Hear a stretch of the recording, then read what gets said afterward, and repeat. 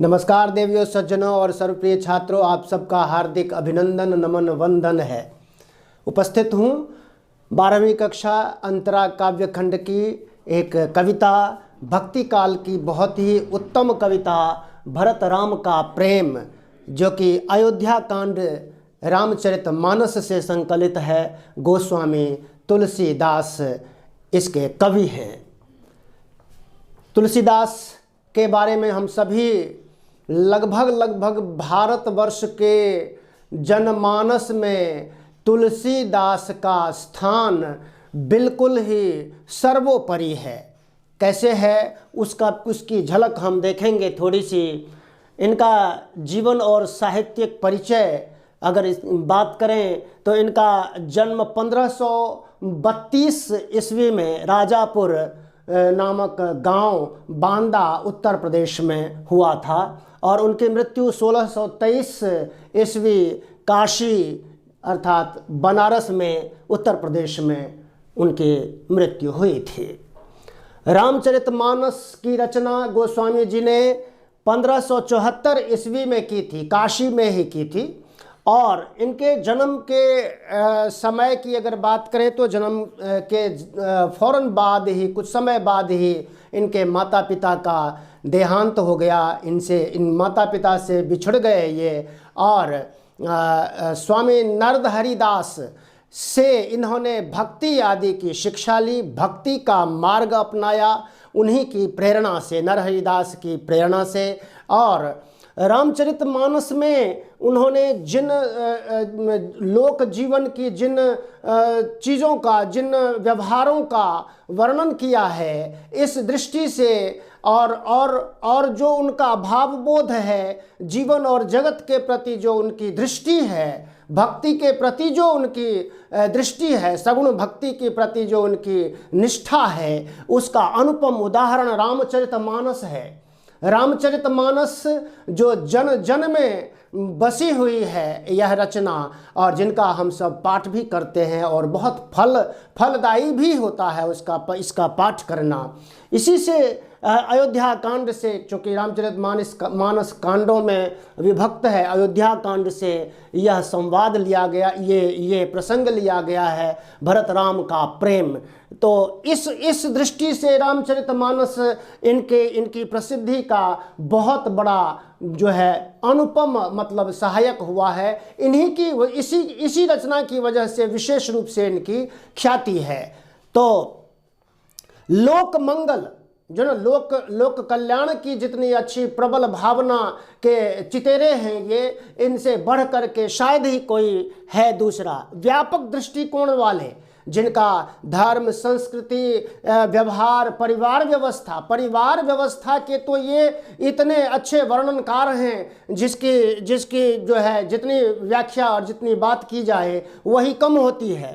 तो इन्होंने इस तरह से जनमानस में रची बसी हुई चीज़ों को राम कथा के माध्यम से, राम के उत्तम उदाहरण के माध्यम से, राम और भरत के और भाइयों के प्रेम के, उन सभी भाइयों के आपसी प्रेम और सौहार्द का जो उन्होंने वर्णन किया है वह आज के समय में भी प्रासंगिक है, बहुत उपयोगी है परिवार के लिए, भाइयों के लिए और उनके बीच संबंधों के लिए। तो इनकी रचनाएं भी बहुत अच्छी हैं। विशेष रूप से रामचरितमानस के अतिरिक्त गीतावली, कृष्ण गीतावली, विनय पत्रिका, कवितावली, दोहावली आदि इनकी कविताएं हैं। और इन्होंने अवधी और ब्रज दोनों ही भाषाओं में बहुत अच्छी रचनाएं की हैं। जैसे उदाहरण के लिए गीतावली इनकी अवधी ब्रज भाषा में रचित रचना है। इसी तरह से और मुख्य रूप से इन्होंने कवित, सवैये, पद, दोहे और चौपाइयों, रामचरितमानस दोहे और चौपाइयों में निबद्ध है, जिसको कड़वक शैली कहते हैं। आगे इसकी चर्चा करेंगे। तो ज़्यादा समय न लेते हुए आगे बढ़ते हैं। इस कविता का संदर्भ और प्रसंग देखते हैं तो प्रस्तुत कविता दोहा और चौपाई रामचरितमानस के अयोध्या कांड से संकलित है।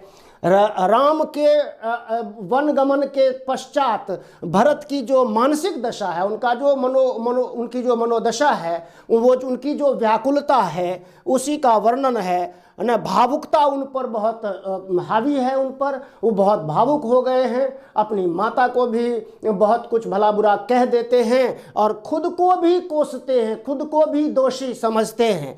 ये और उनका जो प्रेम है दोनों भाइयों का, जो राम के प्रति राम का भरत के प्रति जो स्नेह है, उसका भी अनुपम वर्णन यहाँ पर हुआ है भरत के माध्यम से।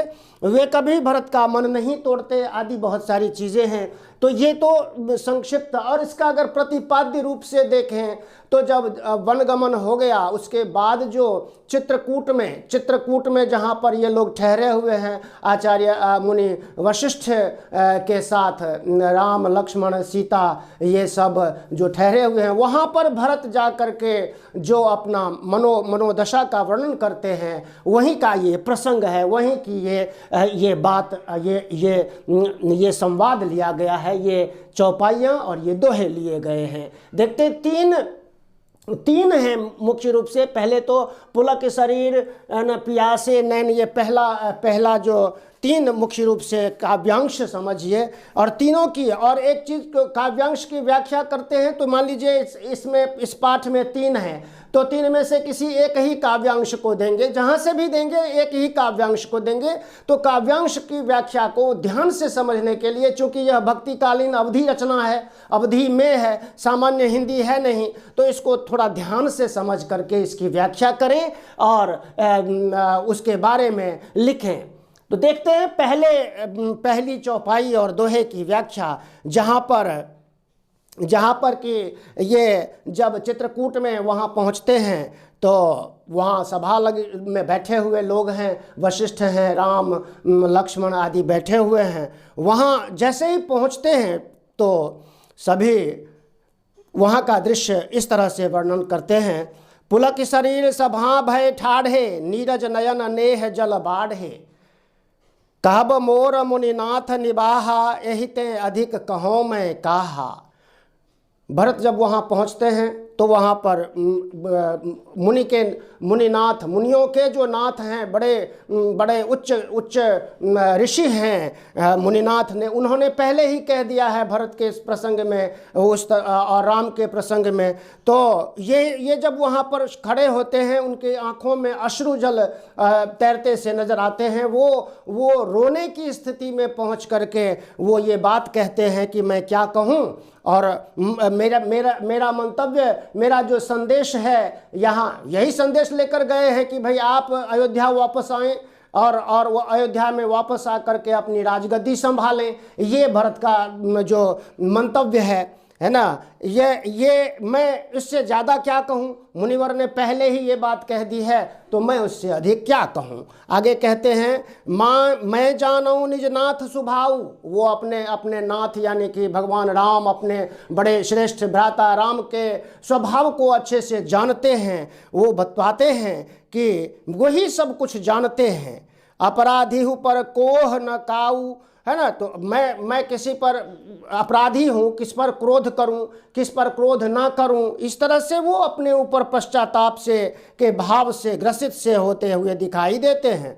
और वो राम के स्वभाव से अच्छे से परिचित हैं, है ना। मोह पर कृपा स्नेहु विशेखी, क्योंकि वो कहते हैं कि मुझ पर तो उनकी विशेष रूप से कृपा है, उनकी कृपा तो जीव मात्र पर है, तो भाई के रूप में मुझ पर उनकी विशेष कृपा है। खेलत खुनिस न कबहूँ देखी, खेल में कभी भी न तो क्रोध किया, मैं भी बिगड़ गया मेरा मन रखने के लिए, तो कभी भी उनको बिगड़ते नहीं देखा। खेल में भी, हंसी मजाक में भी। शिशुपन ते परिहरऊ न संगू, और बालपन से, बचपन से ही हमारा इतना साथ है पक्का कि उन्होंने कभी मेरा साथ नहीं छोड़ा।